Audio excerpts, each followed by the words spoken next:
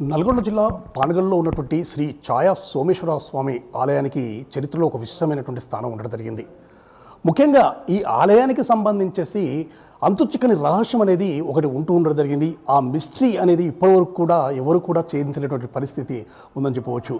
ముఖ్యంగా ఇప్పుడు ప్రజెంట్గా మనం ఛాయా సోమేశ్వరం ఆలయానికి రావడం జరిగింది. ఛాయా సోమేశ్వరం ఆలయాన్ని తీసుకున్నట్లయితే ఈ యొక్క ఆలయానికి సంబంధించేసి దక్షిణ ముఖద్వారం గుండా కూడా ఆలయ ప్రవేశం అనేది ఉండడం జరుగుతుంది. సో ఈ దక్షిణ ముఖద్వారం గుండా ఆలయంలోకి ప్రవేశించిన తర్వాత ఆలయానికి సంబంధించేసి 3 గర్భగుడులు ఉండడం జరుగుతుంది. ఈ 3 గర్భగుడులను త్రికూటాలయంగా కూడా పిలుస్తూ ఉండడం జరుగుతుంది.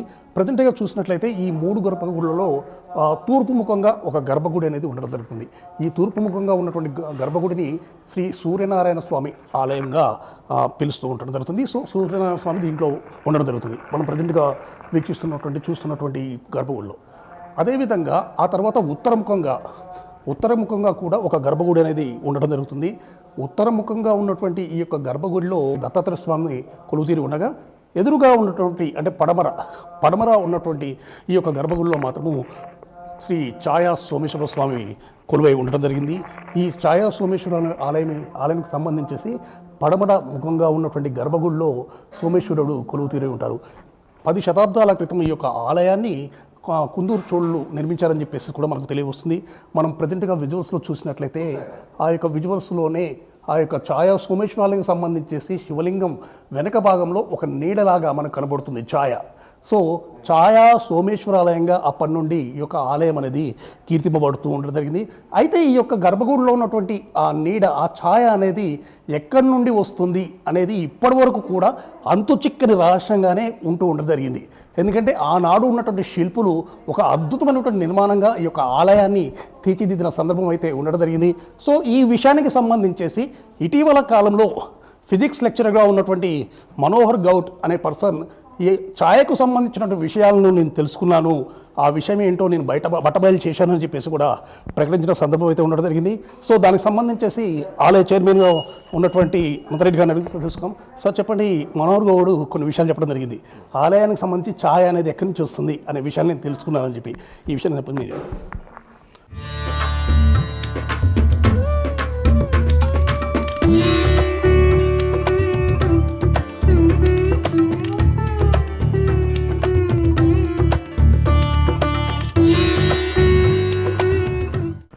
ఓం నమ శివాయ.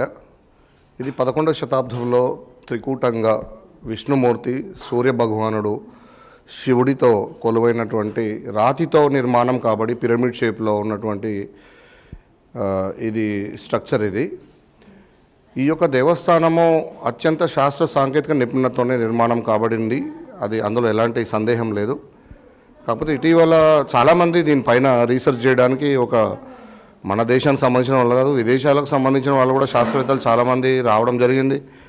ఇప్పుడు మేమైతే ఇక్కడ 25 సంవత్సరాల నుంచి ఈ జీర్ణావస్థలో ఉన్న ఈ దేవస్థానాన్ని మేమంతా శివభక్తులం రుద్రసేనగా ఏర్పడి అన్కండిషనల్గా మేము ఈ యొక్క దేవస్థాన అభివృద్ధిలో కావచ్చు, రెనోవేషన్లో, ఇటు ఆర్కియాలజీ శాఖని, ఇటు ఎండోమెంటు, టూరిజము, తర్వాత పార్టీలకు అతీతంగా అందరి రాజకీయ నాయకుల యొక్క సమన్వయంతో, పుర ప్రముఖుల యొక్క సహకారాలతో మేము శక్తివంచన లేకుండా ఈ దేవస్థాన అభివృద్ధిలో మేమందరం కూడా ముందుకు పోతున్నాం. అదే క్రమంలో ఈ మధ్యకాలంలోనే ఇది యునెస్కో కూడా గుర్తింపు పొందినట్టు కూడా దాని గుర్తింపు కోసం కూడా ప్రయత్నాలు జరుగుతాయి. దానికి సంబంధించి యునెస్కో ట్యాగ్ కూడా అయింది. దీనికి సంబంధించి ఆర్కియాలజీ పురావస్తు శాఖ వారు డాక్యుమెంటేషన్ తయారు చేసే పనిలో తలమునకలైనారు. మరి రామప్పకి ఎట్లయితే యునెస్కో గుర్తింపు వచ్చిందో ఈ ఛాయా సోమేశ్వర స్వామి కూడా గుర్తింపు రావాలని ఇక్కడ ఉన్నటువంటి ఈ యొక్క రహస్యాలు, ఈ యొక్క ఛాయాదేవి కాకుండా ఇందులో చాలా రహస్యాలు ఉన్నాయి.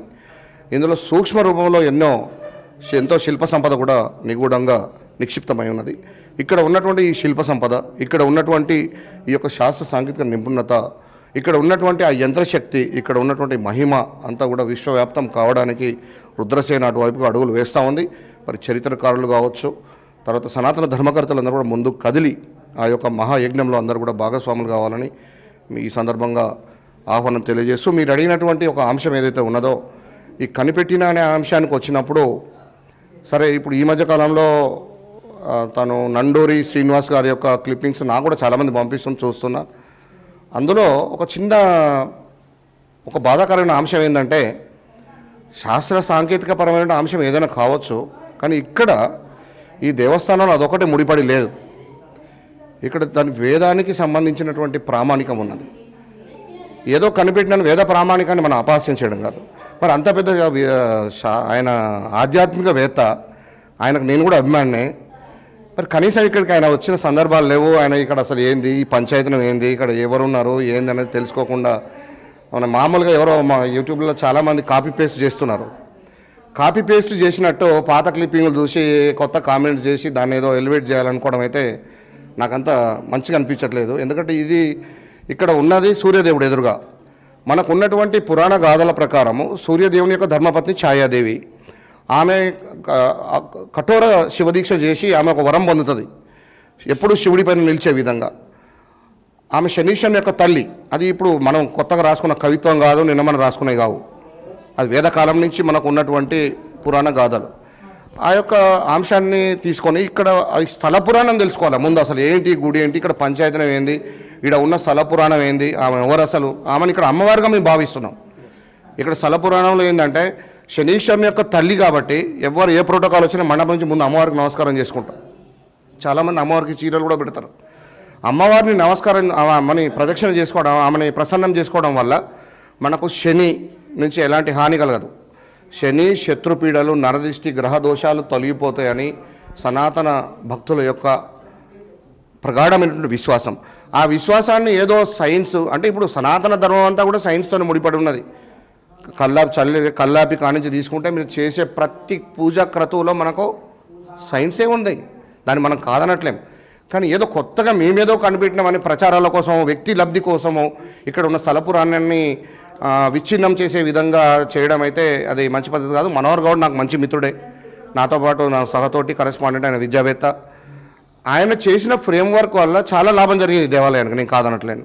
దానివల్ల ఒక మీడియా ఎలివేషన్ వచ్చింది.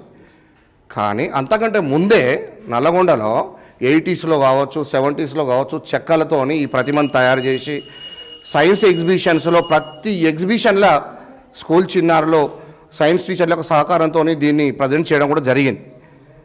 కాబట్టి ఒక వ్యక్తి స్వార్థం కోసం మనం ఇంత మంచి ఒక అద్భుతాన్ని, ఒక అంతర్జాతీయంగా ఉన్నటువంటి అంశాన్ని మనము సులువుగా తీసుకోవడం కానీ అది ప్రామాణికం కాదనేది నా భావన. కాబట్టి ఎవరైతే నండూరి ఇంకో విషయం కూడా అండి, యాక్చువల్గా మనోహర్ గౌడ్ చెప్పిన విషయాల ప్రకారం ఏంటంటే ఆనాడు అంటే 10వ శతాబ్దం క్రితం, అంటే 10 శతాబ్దాల క్రితం కూడా అప్పుడున్నటువంటి శిల్పులు కానీ వీరందరూ కూడా భౌతిక శాస్త్రాన్ని ఆచరించారు. భౌతిక శాస్త్రం ప్రకారము కాంతి ప్రక్షేపణ ఆధారంగా ఈ విధంగా నీడపడుతుందని చెప్పి ఆయన చెప్పగలడు. ఏది ధర్మకోలు ఉపయోగించాడు, అదేవిధంగా కోతులు, టార్చ్ లైట్ సంథింగ్ ఉపయోగించేసి. సో దీని విధంగా చూడొచ్చు. సరే, భౌతిక శాస్త్రమైన పరమైన అంశాల్లో వాళ్ళు ఏమంటారంటే 4 పిల్లర్లు క్రోడీకరించుకొని ఒక పిల్లర్గా అక్కడ షాడో ఫామ్ అవుతుంది అనేది వాళ్ళు చెప్తున్నారు. కాంతి పరిక్షేపణ సిద్ధాంతం ప్రకారం అని అంటున్నారు. కానీ 11వ శతాబ్దంలో అట్లాంటి సిద్ధాంతం ఏది లేదు మనకి. మరి అట్లా ఆలోచిస్తే మాత్రం మరి సకల శాస్త్రాలకు మరి వేదాన్నించే పుట్టినాయని మనం అందరూ కూడా నమ్మాల్సిన పరిస్థితి కూడా వస్తుంది. దాన్ని నమ్మించండి ముందు. ప్రపంచం అంతా ఇలా ప్రపంచానికి భారతదేశం విశ్వగురు. ఇవాళ అంతా కూడా మేధావులు, ఇంటలెక్చువల్స్ అందరూ కూడా మనం వేదం వైపే పరుగులు తీస్తూ ఉన్నారు. అది రాబోయే రోజుల్లో కూడా అది మళ్ళీ ఎప్పటికైనా భారతదేశం విశ్వగురుగా వరదిల్లుతుంది. ఈ క్రమంలో చూసినట్లయితే నేనేమనుకుంటున్నట్టే నా యొక్క ఇక్కడ ఉన్నటువంటి స్థల పురాణం ప్రకారం అక్కడ కనిపిస్తున్నది అమ్మవారు ఛాయాదేవి, శనీశ్వరుని యొక్క తల్లిగా భావిస్తూ ఉన్నాం. ఇక్కడ కనిపించేది ఒకవేళ నీడ అయితే ఉత్తరాయణ దక్షిణాయనం అనేది ఉంది మనకు. ఇది బేసిక్. అది ఏ ఒక్క ఆబ్జెక్ట్ యొక్క షాడో అయినా ఉత్తరాయణ దక్షిణాయనంలో ఎడమక కుడికి జరగట్లేదు. కాబట్టి అక్కడ అసలు కనపడుతున్నది ఒక ఆబ్జెక్ట్ యొక్క నీడ కాదు. బేసికల్గా ఫస్ట్ అది మనం తెలుసుకోవాలి. అక్కడ కనిపిస్తుంది నీడ కాదు. ఫిలసాఫికల్గా ఎందుకు చూడకూడదు? ఫిలసాఫికల్గా చూసినప్పుడు ఆ యొక్క ఎలిమెంట్లో చూస్తే జీవితం అనేది చీకటి వెలుగులు, దుఃఖము, సుఖము, కష్టము, ఆనందము ఇవన్నీ కూడా సమ్మిళితమైనటువంటిది ఈ జీవితము. కష్టం వచ్చినప్పుడు మనం కుంగిపోకూడదని, సుఖం వచ్చినప్పుడు పొంగిపోకూడదని, మనం ఎప్పుడు కూడా స్థితప్రజ్ఞతో కలిగి ఉండాలనేటటువంటి ఒక ఫిలాసఫీ కూడా దాంట్లో దాగి ఉంది. అంతేకాకుండా దీని జాగ్రఫికల్గా కూడా ఒకటి దీనికి సంబంధించిన అంశం ఉన్నది. 108 శివలింగాలు ఈ భారతదేశంలో మనకు ఎక్కడైతే మనకు రామేశ్వరం నుంచి కేదార్నాథ్ వరకు 108 శివలింగాలు ఒక రాజు కట్టినే కావు, ఒక పీరియడ్లో కట్టినే కావు, ఒకే లాటిట్యూడ్ మీద, ఒకే రేఖ మీద 108 శివలింగాలు నిర్మాణం. కాబట్టి అందులో ఇది 28వ శివలింగం అని కూడా కొందరు చెప్తున్నారు. మరి అది ఇంకా వెలుగులోకి రావాల్సి ఉంది. అంటే మరి దాని రేఖ అని కూడా అనుకోవచ్చు కదా. అంతేకాకుండా మనం ఒకసారి యోగా పరంగా ఆలోచిద్దాం. యోగా పరంగా ఆలోచిస్తే ఎప్పుడైతే మనం ప్రాణాయామం చేస్తామో ఈ ఎడమ ముక్కులోంచి గాలి తీసుకున్నప్పుడు ఇది రైట్ సైడ్ పోతుంది. కుడివైపున ఉన్నటువంటి ఈ యొక్క బ్రెయిన్ ఇదంతా కూడా వైబ్రేషన్స్ వస్తాయి. మళ్ళీ మనం ఈ కుడి ముక్కులోంచి తీసుకొని ఎడమ ముక్కులోంచి వదులుతాం. ఈ కుడి ముక్కులోంచి తీసుకున్నప్పుడు ఈ ఆపోజిట్ సైడు ఇదంతా కూడా మనకు ఆ యొక్క ఆక్సిజన్ అనేది మనకు పూర్తి స్థాయిలో అందుతుంది. ఈ ప్రాణాయామం చేసేటప్పుడు ఈ సుషుమ్ని నాడి, పింగళ నాడి, ఈ రెండు నాడులు ఇవి. ఇక్కడ ఇది భృగుటి ఉంటుంది, ఇది ఏంటి, ఇది ఈశ్వరుని యొక్క త్రినేత్ర స్థానం. సో మరి అది యోగా సైన్స్లో చూసినప్పుడు అట్లా కూడా అనుకోవచ్చు. కాబట్టి ఇన్ని అంశాలు ముడిపడి ఉన్నటువంటి ఇంత గొప్ప విషయాన్ని మనం ఒక కోణంలో చూడడము, తర్వాత ఆయన మహానుభావులు వారిని పాదాభివందనం చేసి మా కమిటీ రుద్రసేన తరపున ఇక్కడికి ఆహ్వానిస్తున్నా. మహానుభావులు దయచేసి ఒక్కసారి ఈ దేవస్థానాన్ని మీరు దర్శించండి.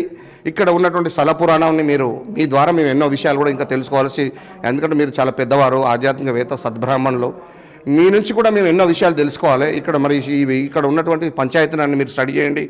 స్టడీ చేసిన తర్వాత మీరు దాని పట్ల ఏదైనా కామెంట్ చేస్తే బాగుంటుంది అనేది మా యొక్క అభిప్రాయము.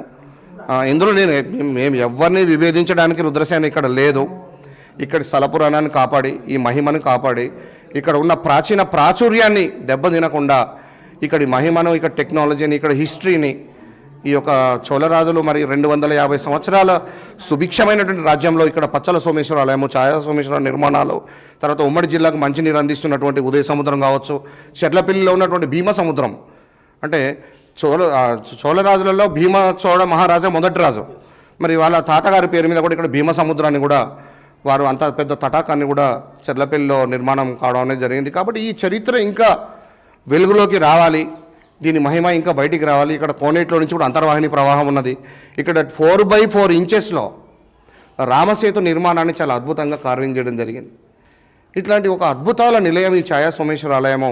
మరి మీరందరూ కూడా ముందుకొచ్చి ఈ దేవస్థాన అభివృద్ధిలో భాగస్వాములై ఇక్కడ స్థల పురాణాన్ని కాపాడి ఈ యంత్రశక్తిని, ఈ మహిమను అందరికీ అందే విధంగా చొరవ చూపాలని చెప్పేసి మీ యొక్క మీడియా ముఖంగా నేను తెలియజేస్తా ఉన్నాను. ఓం నమః శివాయ.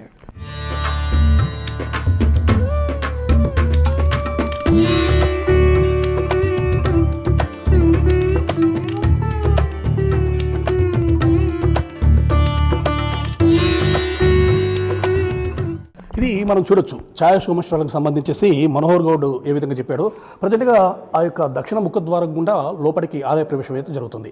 అయితే ఆలయానికి సంబంధించేసి ఆలయం మధ్యలో కూడా 4 పిల్లర్స్ని కూడా ఏర్పాటు చేయడం జరిగింది. సో ఈ 4 పిల్లర్స్కి సంబంధించేసి సూర్యునికి సంబంధించి అంటే కిరణాలు అనేవి పరిక్షేపణ చెందుతూ ఉంటాయి. ఆ పరిక్షేపణ మొత్తం కూడా ఎదురుగా ఉన్నటువంటి అంటే పడమరగా ఉన్నటువంటి సోమేశ్వర స్వామి ఆలయంపై పడే విధంగా ఆనాడు శిల్పులు చేయడం జరిగింది. దీన్ని సంబంధించి కాంతి పరిక్షేపణ సిద్ధాంతం ద్వారా ఈ విధంగా వెలుగులో తీసుకొచ్చారని చెప్పేసి కూడా మనోహర్ గౌడ్ చెప్పినట్టు పరిస్థితి ఉంది. సో ఛాయా సోమేశ్వర యొక్క ఆలయంలో ఈ విధంగా ఛాయకు సంబంధించినటువంటి నిగూఢ అర్థం అనేది దీని ద్వారా వచ్చిందని చెప్పి అతను చెప్పడం జరిగింది. కాకపోతే ఇక్కడ ఉన్నటువంటి విషయాలు స్థల పురాణాన్ని బట్టి మాత్రము పూర్తి స్థాయిలో స్థల పురాణాన్ని బట్టి కూడా మనం పరిగణలోకి తీసుకోవాలి. ఎందుకంటే స్థల పురాణం ప్రకారము ఛాయ అంటే సూర్యభగవానుని యొక్క భార్య ఛాయ ఒక తపస్సు చేసి ఆ తపస్సు ప్రకారం శివలింగుడు అంటే శివుడి యొక్క వెనకాల నేను ఎప్పుడు ఉండాలని చెప్పి ఆమె కోరుకుంది. ఆమె కోరిక మేరకే ఈ విధంగా ఆ శివలింగం వెనక వైపు ఆ ఛాయ ఉండటం జరుగుతుంది. ఆ ఛాయాదేవి యొక్క రూపమే ఆ ఛాయ అని చెప్పేసి కూడా ఇక్కడ ఉన్నటువంటి పండితులు కూడా చెప్తున్న పరిస్థితి ఉంది. సో ఈ విధంగా చరిత్ర ప్రసిద్ధి చెందినటువంటి ఆలయానికి సంబంధించినటువంటి విషయాలు ఏదైనా సరే చెప్పేటప్పుడు కొన్ని విషయాలు అంటే శాస్త్రాలను, సాంప్రదాయాలను, అదేవిధంగా వాస్తవికతను, అప్పుడు ఉన్నటువంటి పురాణాలను, ఇతిహాసాలను కూడా పరిలోకి తీసుకుంటే బాగుంటుందని చెప్పేసి కూడా చాలామంది చెప్తున్నటువంటి పరిస్థితి ఉంటుంది. ముఖ్యంగా పండితులు కూడా ఇదే విషయం చెప్తున్నారు. స్థల పురాణాన్ని బట్టి ఏదైనా విషయాన్ని అనాలిసిస్ చేయాలి. అదేవిధంగా ఈ యొక్క ఆలయం గురించి చెప్పేటప్పుడు మాత్రం తప్పనిసరిగా ఆలయానికి వచ్చేసేసి ఆలయ విశిష్టత ఏంటి, ఆలయ యొక్క ఏ విధంగా నిర్మింపబడింది, ఏ విధంగా ఉంది, అదేవిధంగా ఇక స్థల పురాణం ఏంటి అనే విషయాలు పూర్తి స్థాయిలో క్షుణ్ణంగా పరిశోధించిన తర్వాతనే దీనికి సంబంధించిన కామెంట్ చేస్తే బాగుంటుందని చెప్పేసి కూడా ఆలయ చైర్మన్ చెప్పినటువంటి పరిస్థితి ఉండడం జరిగింది. మొత్తానికి ఛాయా సోమేశ్వరానికి సంబంధించేసి ఎప్పటికీ కూడా మిస్టరీగా ఉన్నటువంటి ఈ యొక్క ఛాయ విషయానికి సంబంధించి మాత్రము కొంతమంది పరిశోధనలు చేస్తున్నారు. కాకపోతే ఆలయాన్ని యొక్క విశిష్టతను, ఆలయ యొక్క సాంప్రదాయాన్ని, ఆలయ యొక్క గౌరవాన్ని మాత్రం కాపాడాల్సిన బాధ్యత అందరిపైన ఉందని చెప్పేసి కూడా ఆలయ చైర్మన్ చెప్పిన పరిస్థితి ఉండడం జరిగింది. పానగల్లు శ్రీ ఛాయా సోమేశ్వరాలయం నుండి కెమెరా రైతు పుల్లారావు, బిగ్ టీవీ.